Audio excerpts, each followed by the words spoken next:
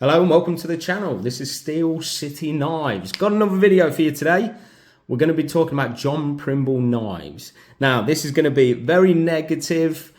It's not the best review, buckle type. This is probably one of the worst knives that's ever come to me for the price. And I've only got myself to blame really for this. It weren't that long ago. I can remember Messer HQ and I believe Mark Kaufman did a couple of videos on John Primble knives, and there wasn't very complimentary to them. Now, Joe, if you're watching, mate, I doubt you are, but he did a really good video, and I did remember it. I remember it vividly. And so same with Mark Kaufman. I think he got 3 on the second-hand market, and out of the 3, there was one that was, you know, sort of worth keeping. Now, Jersey Knife Guy's just done some videos recently of them. Now, I think he's showing the American-made ones. Now, this is the thing. I love a varied collection, and I like collecting different brands, and I love the history of knives, and that's why I brought this. I wanted to sort of delve into John Primble because it's got quite a long, good history, and there's a lot to talk about. But I wanted to have one myself in the collection. So I found a site. I was buying something else and I just stumbled across these. There was 2 types. There was a jig bone version that, I'll be honest with you, I preferred more than this. And I'll show you that now. Now, this reminded me very much of a Boca Plus Barlow that we can't get over here. My mate Brenny over at Harmonicas and Pocket Knives has shown it a few times on his channel, and I've just really admired it. But they don't sell those Boca Plus Barlows over here, but I'm definitely going to get one for the collection because Boca Plus, the Chinese stuff, is really well put together, and I just like the look of it. I think it's a really affordable, good pocket dropper Barlow, really. So hopefully I'll have one of them in the collection. But if I show you the one that John Primble does, they're very similar, I think. So I was going to grab that. Now, when you look at the advertisement for the John Primble jig bone, it's very obvious that it's made in China because it says it on the seller's advertisement. So it says manufactured in China.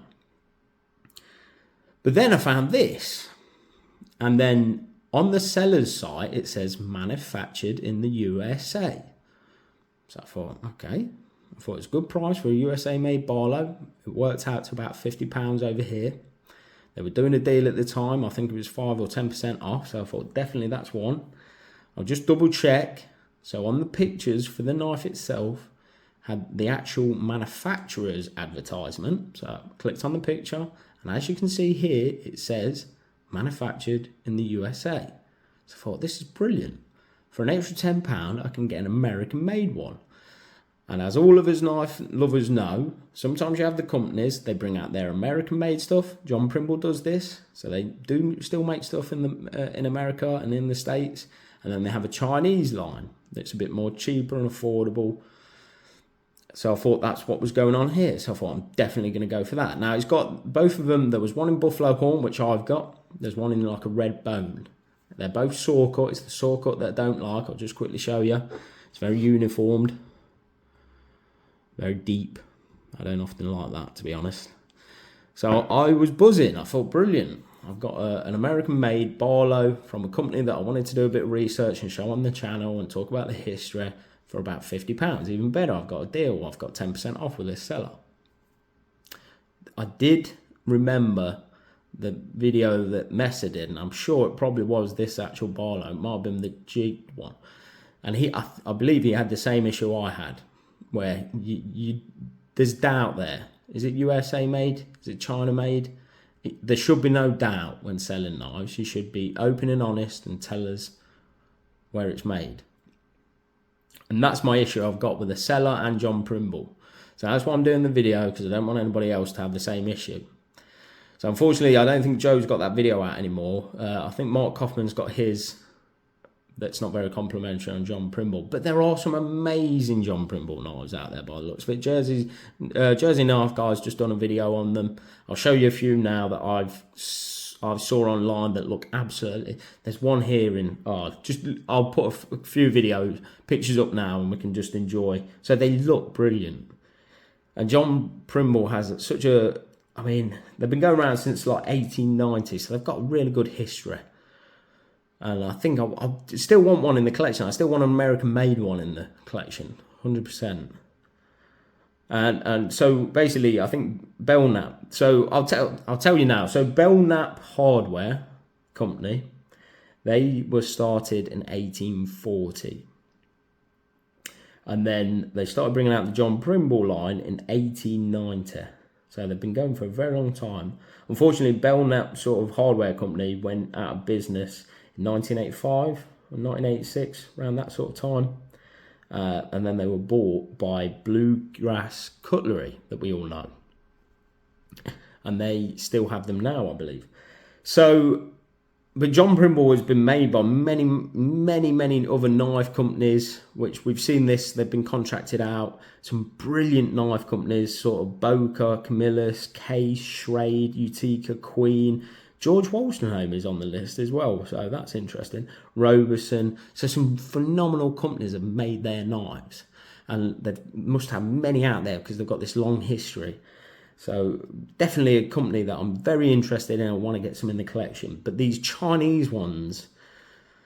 So if you're a big company, and a lot of people do it, it's Book do it. They do their American in-house sort of stuff, and they also do some cheaper stuff that they do over in China. But they keep an eye on the QC for the China stuff. They do a really good job in making sure it's still really good quality. And that's what you need to remember, because they've got your company name and they're representing you. So you need complete control over the QC, everything. You need to be in control of it.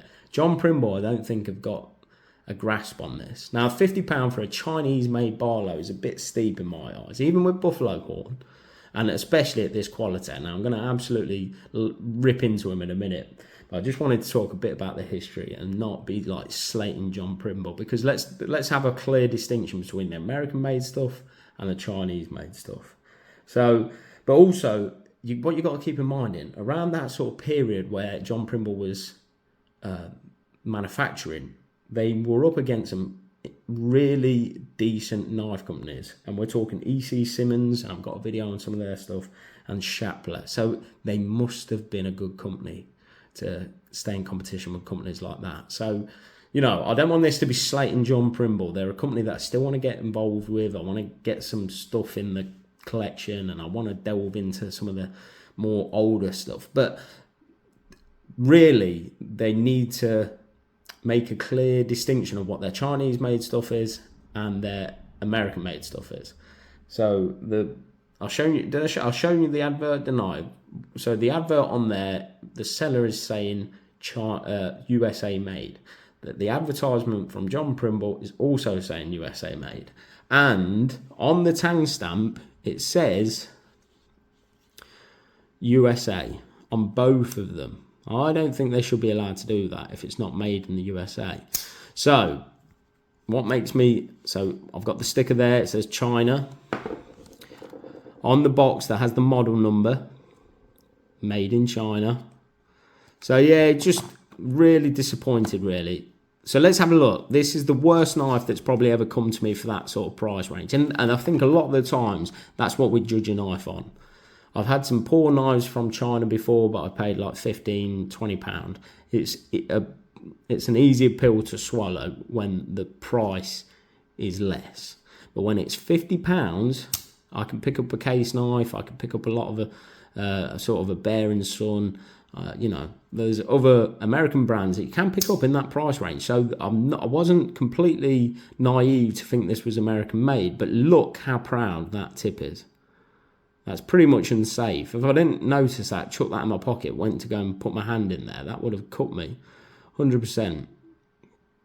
The action is horrible. It's really grindy on the bolster. It probably does just need a bit of oil, but maybe not. It's really... There's no walk and talk on it whatsoever. There's a snappy on the close, but nothing on the open. Quite a weak back spring. The pen blade's not too bad. The covers are lifting. Can you see the massive gap that we've got going around here? See if it'll focus in. All the way around. So yeah, really disappointed. The hafting, I've got 2 pins here that are really rough. I've got a pin here that's rough, a pin here that's rough. Just, yeah, not brilliant. Not brilliant at all. Now, I've never got a lot of time. I've added this now. I've added the channel as something that I enjoy doing. This takes up a bit of time as well. So time is always really limited for me, you know. So I'm terrible at complaining or sending things back, because a lot of the times you'll call up the company, can you send us pictures? Yes, I'll send you pictures. Then they have to, you know. Now with this company that I bought it from, they said the returns, you have to pick up the delivery costs. Now this country is quite far from me, so I would imagine I'll be out of pocket if I do that. So I've made a complaint in that respect, that you sent me, you sold me a misleading knife, you sold me an unsafe knife because you got that protruding tip, and now you expect me to go out of pocket to return this. So we'll see what they say, basically. But it's the first time I bought from this company, and I'm a bit disappointed, to be honest. But we'll see how they handle it. Sometimes it's not their fault, the knife sellers. And they can't check every knife, let's be honest. I think that's a big ask of them. But they can... how they deal with it now is on them, isn't it, really? Let's be honest. So, but yeah, there's all the information. I'll tell you what, I'll probably put it on my community page if I don't make another video of it, but we'll see how they handle it. I have emailed them already. It's been 24 hours and they didn't get back to me, but I think I sent it to the wrong place. So not within the company, just the wrong probably person. So I've resent it now. We'll give them a bit of time and we'll see how they handle it. But I'm hoping to buy from this company before again, because they've got some really decent knives, and I'm very interested in getting some more stuff from them. So I'm hoping. But I take things. Well, how can I put this? It's like with John Primble. I'll never buy a Chinese John Primble again, I don't think now.